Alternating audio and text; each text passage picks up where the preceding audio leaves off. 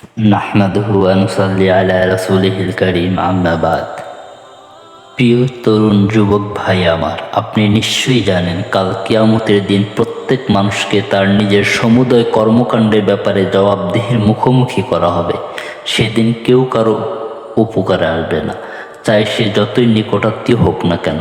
পিতা তার সন্তানের কোনো উপকার করতে পারবে না, স্ত্রীর কোনো কাজে আসবে না তার স্বামী, তদ্রূপ ছেলে মেয়েরাও তার পিতামাতার কোনো কাজে আসবে না।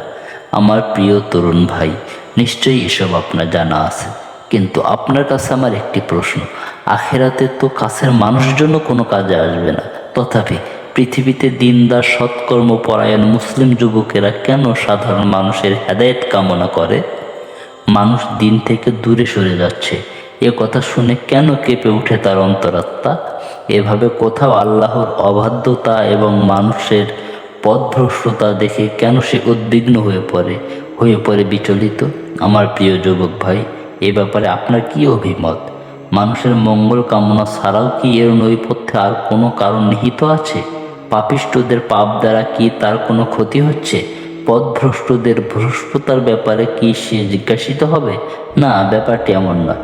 নাফরমানদের নাফরমানি দ্বারা প্রকৃত প্রভু মহান আল্লাহর কি কোনো অসুবিধা হবে?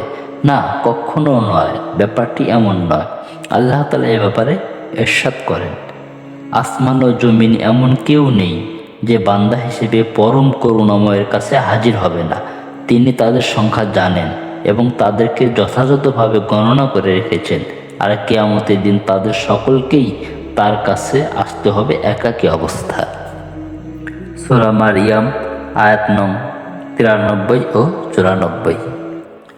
অন্যত্র আল্লাহ তাআলা ইরশাদ করেন, হে মুমিনগণ, তোমাদের ওপর তোমাদের নিজেদের দায়িত্ব। যদি তোমরা সঠিক পথে থাকো তাহলে যে পথভ্রষ্ট হয়েছে সে তোমাদের ক্ষতি করতে পারবে না। আল্লাহর দিকেই তোমাদের সকলের প্রত্যাবর্তন। তখন তিনি তোমরা যা আমল করতে তা তোমাদের জানিয়ে দেবেন। সূরা আল মাইদা আয়াত নং 105। মানুষ চাই হেদায়েতপ্রাপ্ত হোক বা পথভ্রষ্ট, সঠিক পথে চলুক বা বিগড়ে যাক, ভালো হোক বা মন্দ, এতে সৎ ও নেককার লোকদের কোনো ক্ষতি নেই। কিন্তু প্রকৃত বিষয় হচ্ছে আল্লাহ তাআলা তাদের অন্তরে মাখলুকের প্রতি দরদ ও ভালোবাসা ভরে দিয়েছেন। তাই তারা কোথাও যখন আল্লাহর নাফরমানি ও পাপাচার দেখতে পায়, মনটি ভেঙে পড়ে উদ্বেগে, নৈরাশ্য ছেয়ে যায় তার অন্তরে। এমনকি সে মনে করে মানুষের অবাধ্যতা ও পাপাচারের কারণে সেও গ্রেপ্তার হবে কঠিন শাস্তিতে। এ কারণে সে সকলের মঙ্গল চায়, হেদায়েত কামনা করে, গোটা উম্মতের উন্নতি চায়, সবাই হেদায়েত প্রাপ্ত হোক, এই থাকে তার প্রার্থনা।